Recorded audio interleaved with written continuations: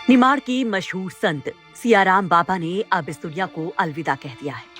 11 दिसंबर बुधवार सुबह करीब 5 बजे 110 साल के संत सियाराम बाबा ने अंतिम सांस ली। बाबा के निधन की खबर ने उनके भक्तों को दुखी कर दिया। निधन की खबर सुनते ही उनके भटियान आश्रम में भक्तों का तांता लग गया और सभी भक्त बाबा के अंतिम दर्शन के लिए पहुंच रहे हैं। बाबा का अंतिम संस्कार उनके आश्रम के पास शाम 4 बजे ही होगा। दरअसल पिछले 10 दिनों से बाबा की तबीयत खराब चल रही थी। इसी दौरान उन्हें निमोनिया भी हो गया था। तब उन्हें 4 दिनों के लिए अस्पताल में भर्ती किया गया था। हाल ही में बाबा के निधन की अफवाह भी उड़ी थी, लेकिन तब बाबा की तबीयत ठीक थी। सीएम मोहन यादव के निर्देश पर इंदौर और खरगोन के डॉक्टर्स की टीम लगातार बाबा के आश्रम में उनका चेकअप कर रही थी। सियाराम बाबा के निधन पर बीजेपी, कांग्रेस दोनों गुटों के नेताओं ने शोक व्यक्त किया है।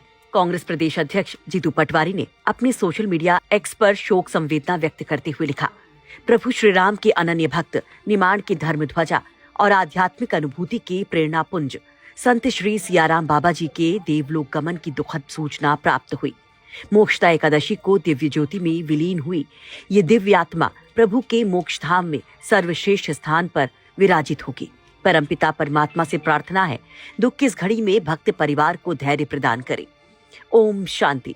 तो वहीं एमपी के कैबिनेट मंत्री कैलाश विजयवर्गीय ने भी शोक जाहिर किया। उन्होंने अपने सोशल मीडिया पर लिखा कि खरगोन के परम पूज्य संत श्री सियाराम बाबा ने शाश्वत यात्रा की ओर प्रस्थान कर लिया है। 100 वर्षों से अधिक की आयु को प्राप्त कर बाबा ने अपने संतत्व और आध्यात्मिक साधना से असंख्य श्रद्धालुओं के जीवन को आलोकित किया। बाबा के चरणों में नमन, भावपूर्ण श्रद्धांजलि। आपको बता दें कि बाबा का जन्म 1933 में गुजरात के भावनगर में हुआ था। 17 साल की उम्र में वो आध्यात्म की तरफ चले गए। 1962 में वो खरगोन के कसरावत के भटियान आश्रम आए थे। यहाँ उन्होंने एक पेड़ के नीचे बैठकर मौन तपस्या की थी। सालों की तपस्या के बाद उन्होंने सबसे पहला शब्द सियाराम बोला, जिसके बाद से उनके भक्तों ने उन्हें संत सियाराम बाबा का नाम दे दिया। आपको बता दें कि बाबा सियाराम खरगोन में नर्मदा के तट पर मौजूद तेली भटियान स्थित आश्रम में रहते थे।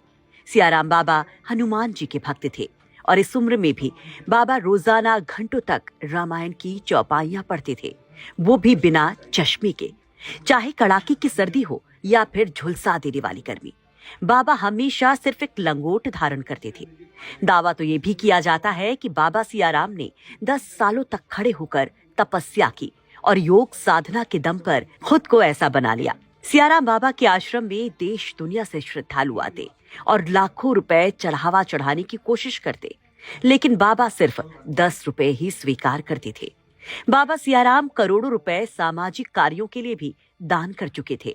फिलहाल उनके निधन की खबर से पूरा प्रदेश शोक में डूब गया है। खरगोन से उमेश रेवलिया की रिपोर्ट, एमपी तक।